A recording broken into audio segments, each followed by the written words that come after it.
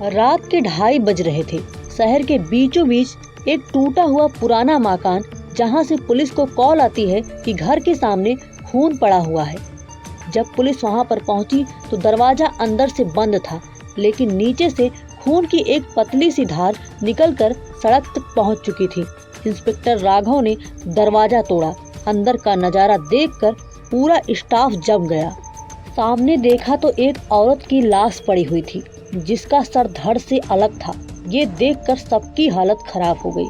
कमरे में चारों तरफ टूटी चीजें बिखरी हुई थी। कहीं दीवार पर नाखूनों के निशान तो कहीं बालों के गुच्छे पड़े हुए थे। राघव ने टॉर्च जलाकर चारों तरफ देखने की कोशिश की तो सामने एक पर्दा टंगा हुआ था। उन्होंने पर्दे को हटाया तो एक दरवाजा दिखता है। दरवाजा सीधा नीचे की ओर जाता था।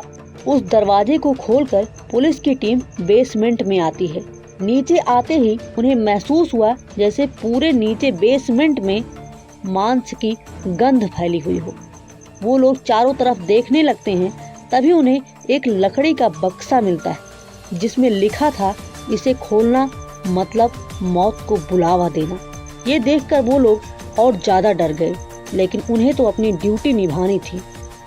इंस्पेक्टर राघव हिम्मत के साथ उस बक्से को खोलते हैं और उस बक्से को खोलते ही जो हुआ वो सुनकर आपके हालत खराब हो जाएगी। उस बक्से के अंदर एक इंसानी खोपड़ी रखी हुई थी। ये देखकर सबके रोंगटे खड़े हो गए और उस बक्से के पास एक बोरा रखा हुआ था। उन लोगों ने जब उस बोरे को देखा, उसके अंदर कई सारी इंसानी खोपड़ियां रखी हुई थी। इंस्पेक्टर राघव ने अपनी हिम्मत दिखाते हुए उस बोरे की सारी खोपड़ियां बाहर निकाल दी। तभी उसमें एक औरत की खोपड़ी मिलती है, जिसे देखकर लग रहा था कि ये उसी औरत की खोपड़ी है जिसकी लाश ऊपर पड़ी हुई है। लेकिन सवाल ये था कि अगर वो औरत ऊपर है तो इसकी खोपड़ी नीचे कैसे आई और ये सब कर कौन रहा था। ये देखकर सबकी हालत खराब हो रही थी। कुछ समझ नहीं आ रहा था कि आखिर कातिल कौन है और ये सब कर क्यों रहा है। ये सब करते करते अचानक से इंस्पेक्टर राघव बेहोश हो जाते हैं। उनकी पूरी टीम हैरान हो जाती है, आखिर इन्हें हो क्या गया। उन्हें उठाने की कोशिश की जाती है। तुरंत उन्हें गाड़ी पर लिटाकर उन्हें वापस ले जाया जाता है।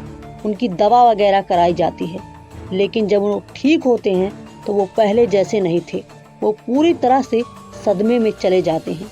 और दोस्तों, आपको ये जानकर हैरानी होगी कि लगभग उसी के 2 दिन बाद इंस्पेक्टर राघव की मौत हो जाती है।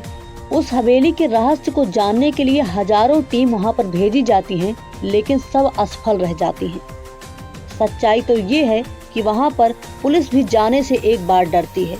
अब उस हवेली में सरकारी ताला लगा दिया गया है। उसे पूरी तरह से बंद कर दिया गया है।